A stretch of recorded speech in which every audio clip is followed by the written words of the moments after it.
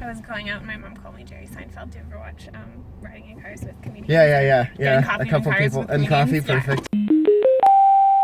Hey, this is Kate Murray. I met her in undergrad. She moved cities, got married, had a bebe, came back, started her business as a doula who provides emotional and informational support to families with a child of the age 1 year or less. She's since rearranged her life so that she can spend more time at home with her kid. Keep an eye on everything that she has coming, but in the meantime, enjoy our talk. My dad drives Uber.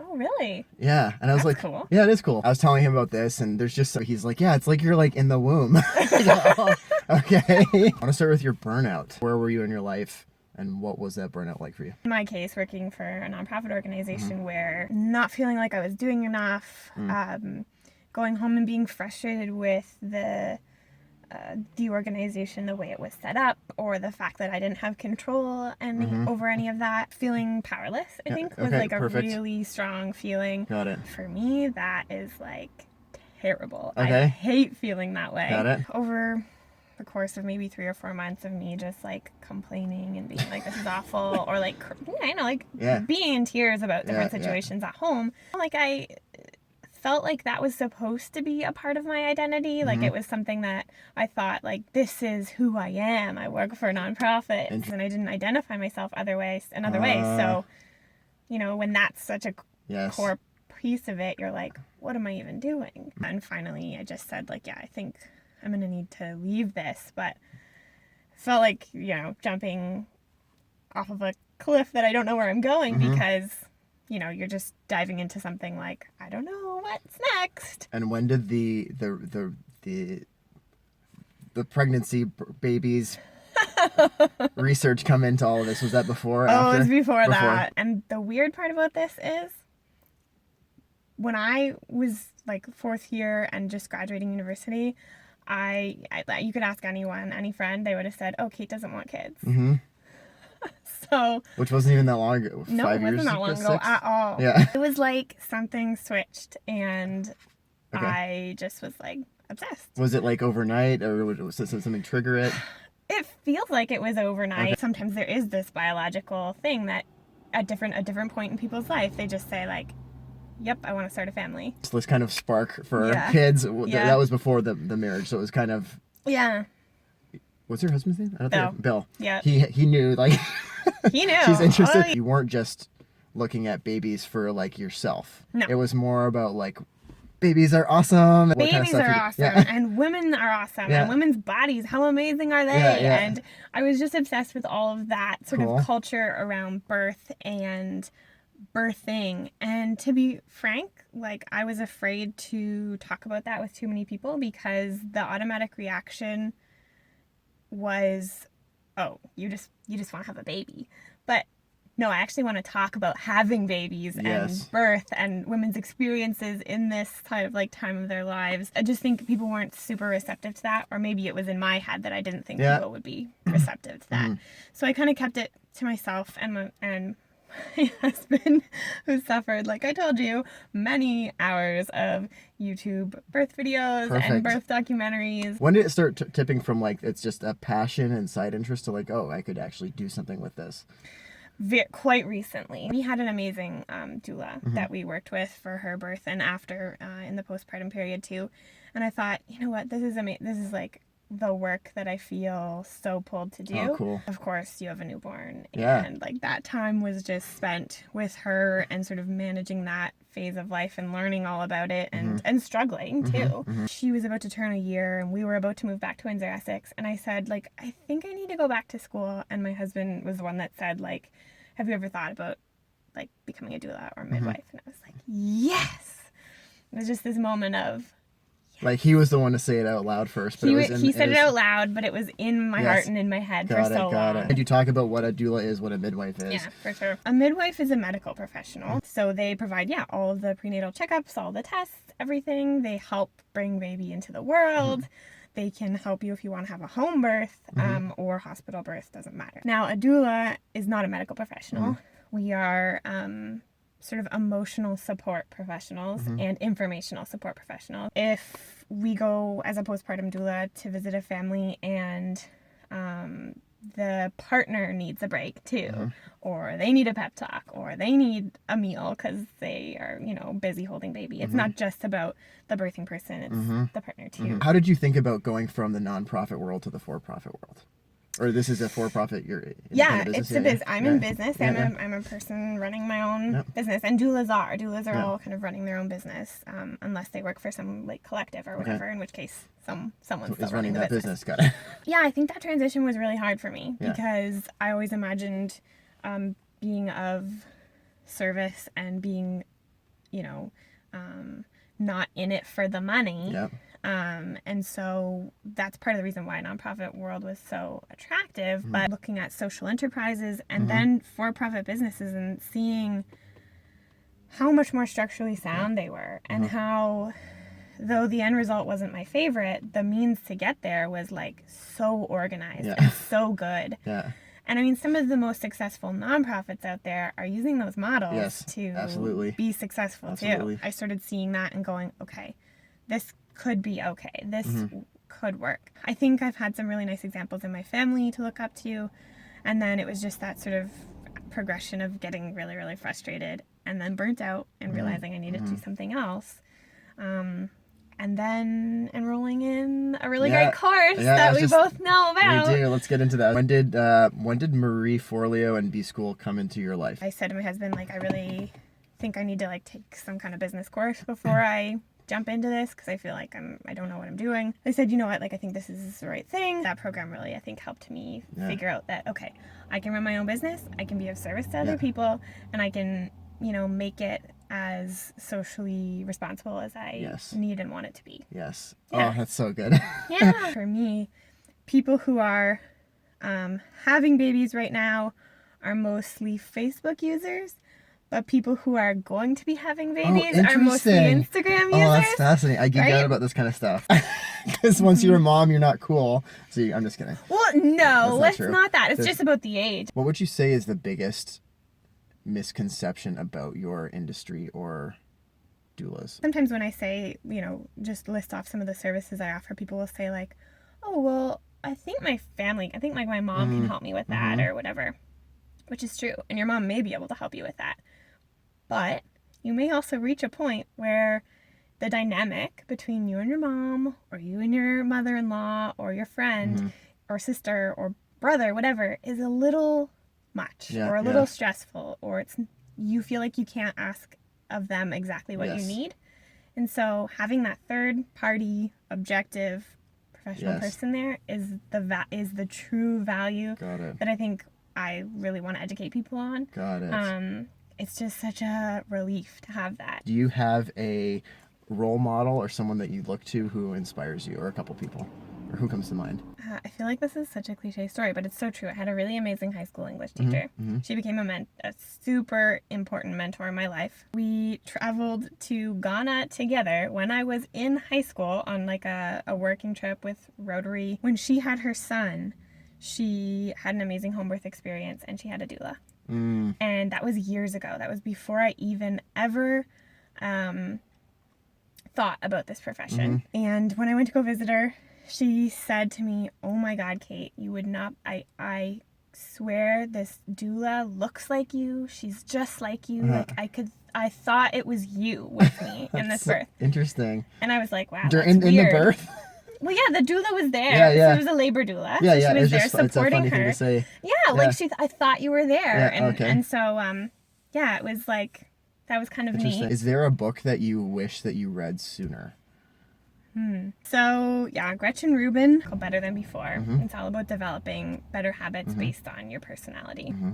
And when I read that book, it was like, yes. And honestly, I could probably read that book every 4 months and just be it a good refresher. Getting your work done, prioritizing, things that we maybe all struggle with. But this book kind of just outlined how I can address those based on my own personality type, which apparently I knew nothing about. I do my best work when I'm responsible to someone else. Got it. Which is hard as a business owner. Isn't awesome as a business owner.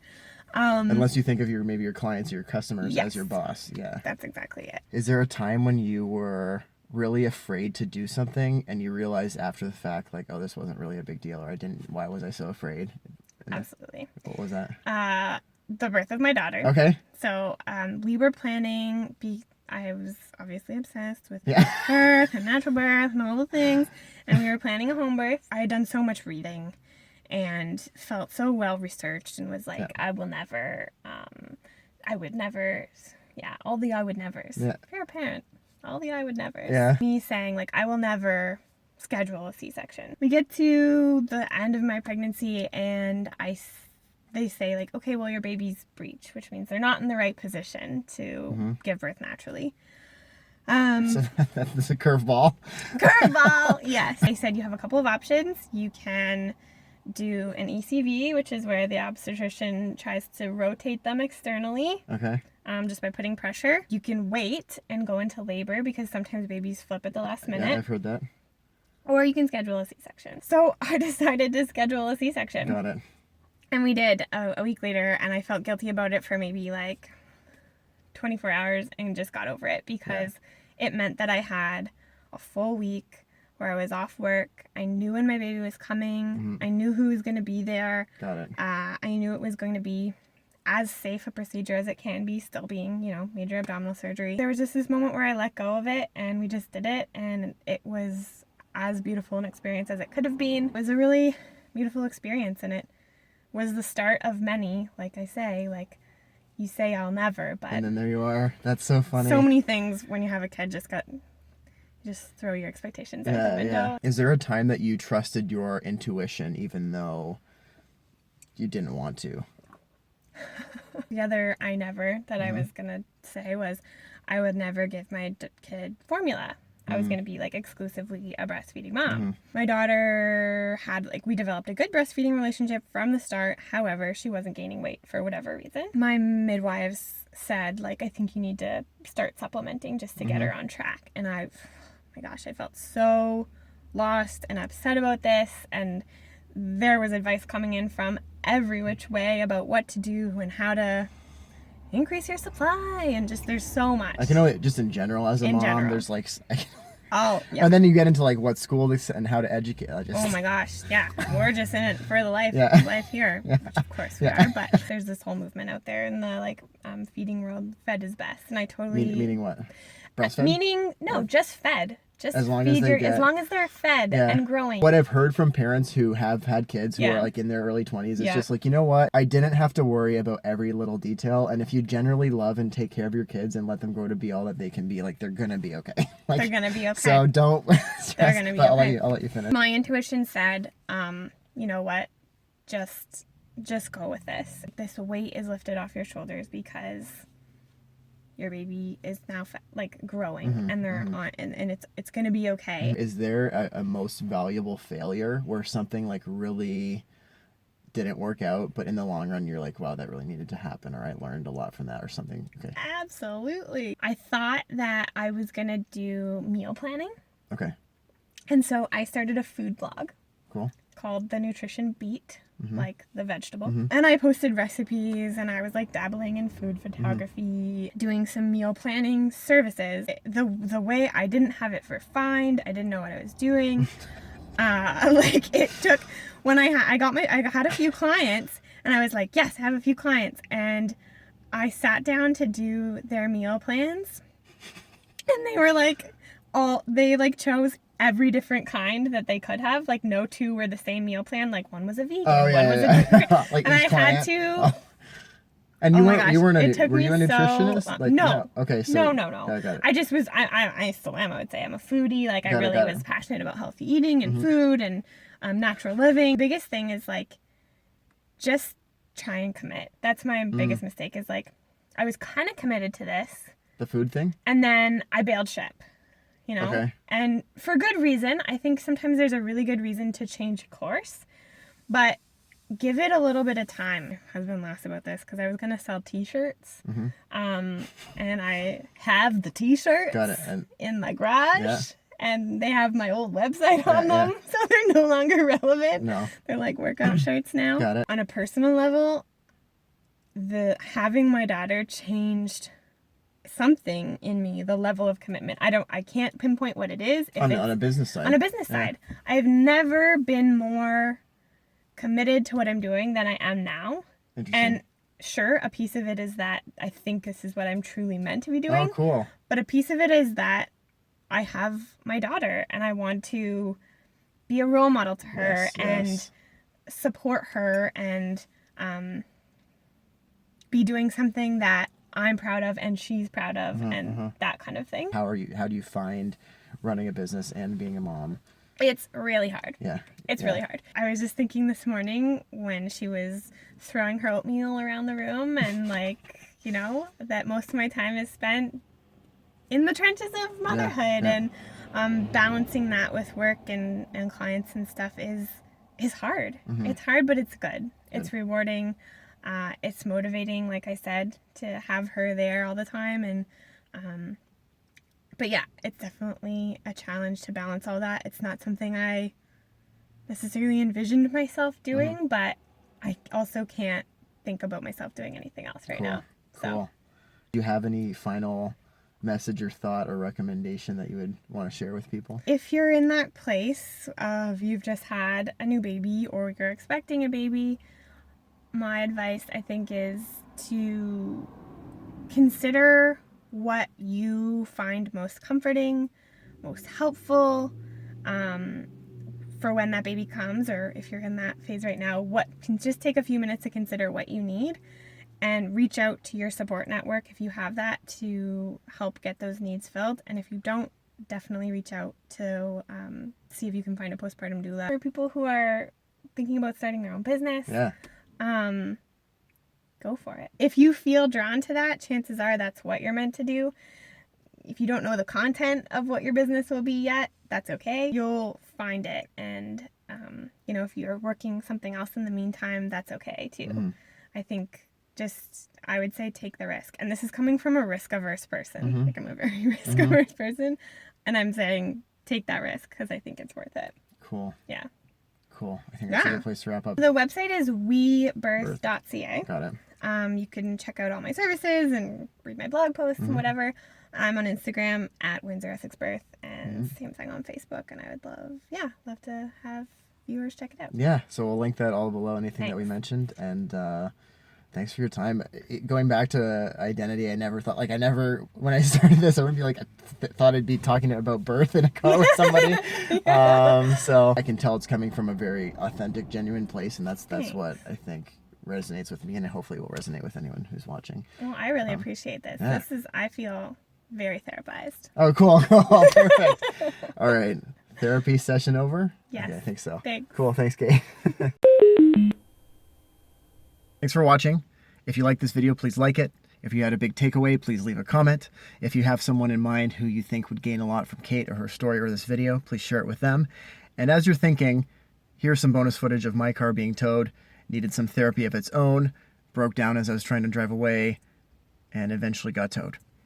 So, see you next time. Everybody, it's been over 3 hours later. Bye-bye. Bye. Bye.